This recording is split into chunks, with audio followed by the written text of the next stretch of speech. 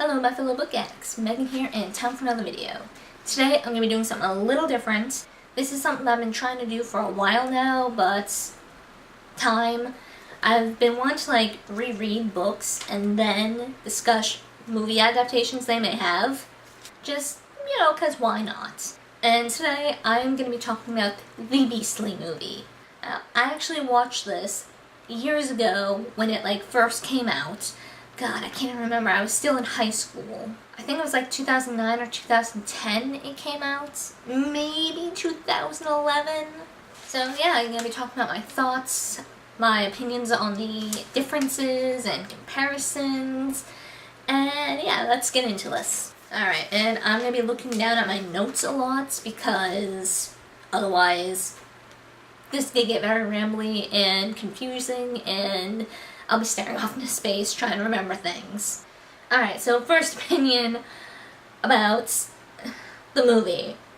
I cannot pronounce his last name to save my life. The guy who plays Kyle, he definitely gave off that douchey vibe very well, and I'm sure he's a good person and all, the actor, but the fact that he could play douchey Kyle so well was just perfection. In these kinds of movies, I always find it so confusing how the lead douchebag can be so popular and how teachers are so willing to give them a pass. I don't know if it's just because I went to high school, like a public high school, and this is kind of more of a private place. So people with money and who donate to the school might get some passes, but still the fact that so much of his behavior was just let go, especially in his presidential speech, or whatever the speech he was giving. It's how are the teachers just letting this slide? But, if that kind of attitude wasn't allowed, probably wouldn't have a movie, so there you go. Now, let me just say, I love Vanessa Hudgens. I have mad respect for her, and I think she is a very beautiful person. But I was iffy on her casting as Lindy. In the book, Lindy is supposed to be this plain girl, or it's more plain. She's not conventionally attractive. And Vanessa is a very pretty girl. I like seeing her act. I like seeing her in movies. But maybe she wasn't the best person to cast as Lindy. Also, little iffy about Mary-Kate being cast as Kendra. In the book, she is also described as someone who is not conventionally attractive. But even when she is ugly in this movie, she is still very pretty. Even with the tattoos and the slightly more edgy style, she is still pretty. So a little iffy on that. Also, oh my god, the phones. This movie can be dated based on the phones itself. Holy crap. Because whenever I watch movies from over 5 years ago, and see the flip phones and how everyone doesn't have iPhones and stuff, or at least more modern iPhones, it's oh my god, I feel old. And just, I don't know, say this to cover myself for anyone who might complain later. This will have spoilers about the movie as well as the book in here, so if you have not read the book or seen the movie, highly suggest you click away and come back after you do either. I also was not a big fan about how the whole beast part was handled. In the book, he became a legit beast. Fangs, fur, and the works. Here, he just became a very body-modified person. Tattoos, piercings, and what have you. So I wasn't a big fan about how that is done.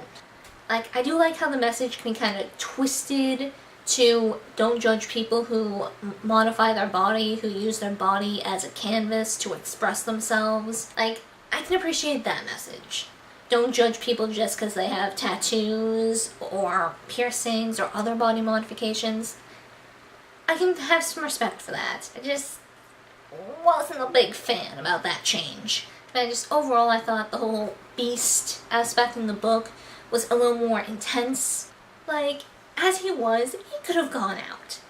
Because, in the book, it was such a big deal because he literally could not go out without being noticed. Like, if people saw a legit beast walking around the city, stuff would go down.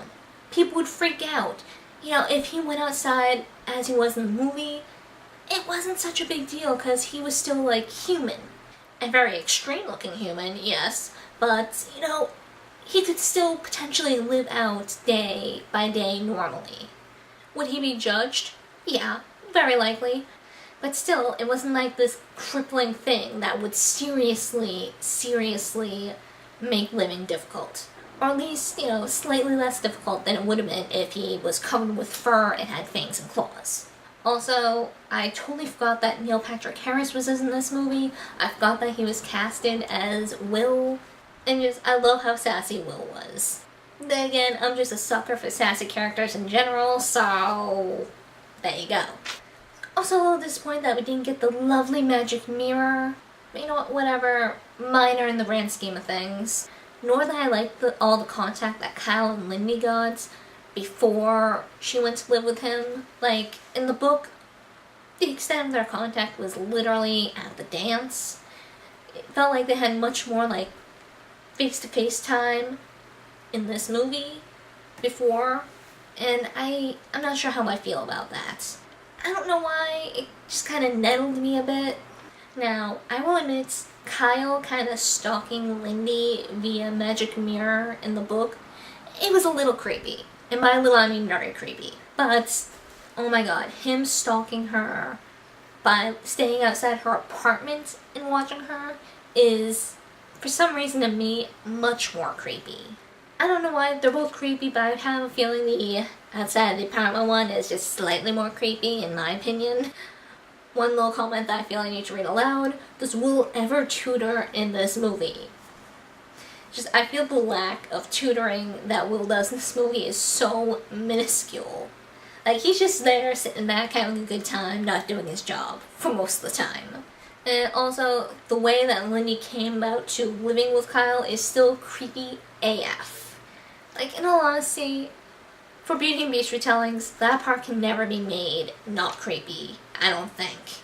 Though, I do slightly appreciate how it was made, maybe not better in this movie, but a little more understandable, was that in the movie, Lindy was legitimately in trouble. Like, she was actually being threatened because of her father's drug buddies. So, you know, part of the reason she went was a legitimate safety issue. Still creepy, but, you know, there was somewhat good reason for it. Though, you know, Lindy's father wasn't a huge character overall, I do like how he's slightly less of a heartless dick in the movie. Like, he's not just turning Lindy over to Kyle for shits and giggles. He does want his daughter safe. Does it make him a better person? Probably not, but, you know, he has a little bit of caring in him at least. I was also kind of confused about something. Like, in the book, Kyle, being the angsty drama queen he is, he wanted, like, everyone to start calling him, Adrian, instead of Kyle. Drama queen moment, but whatever. I was confused as to why they changed Adrian to Hunter in the movie. I don't know, it's such a small change, but because it's such a small change, it's like, why did you even do that? Like, what was the point of that change? It's not like it's, at least I don't feel it's very symbolic. So it's like, why did you do that? Did you guys just not like the name Adrian for some reason? I don't know. And just for a part of this, I went on such a rant about Kyle not answering his damn phone when Lindy is calling him. Just, that annoyed me so much. So damn much. It's like, dude, stop being a drama queen. So what if she called you a good friend? Will being a good friend break the curse? No. Can I understand why you're being mopey that she won't be able to break the curse? Yes. But just totally not talking to her because of it. It's like, dude, get over yourself. You ever think she's calling you to say, I actually really like you too, and that she just called you a good friend because she was erring on the cautious side, that she didn't want to get shot down and rejected. Yeah, that mildly annoyed me. So yeah, I definitely have to say I enjoyed the ending of the book a little bit better. Though I do like how it's kind of hinted that Kyle's dad is going to be taught a lesson too, because his dad is a dick. But yeah, I definitely enjoyed the book ending more than the movie ending. But yeah, overall, Beastly is definitely not the worst movie adaptation I've seen, but this probably isn't going to be something I'm going to sit down and rewatch. Like, you know, sitting down and watching it a time or two, okay, but it's definitely not an adaptation that I'll constantly rewatch. So yeah, those are my thoughts, feelings, and opinions on the movie Beastly. For those of you who have watched this far, what do you think? Do you agree with all my opinions? Do you disagree? Do you have something to say that I didn't cover at all? Let me know. Let's get a discussion going. So yeah, that is it for this video, and I hope to see you guys next time.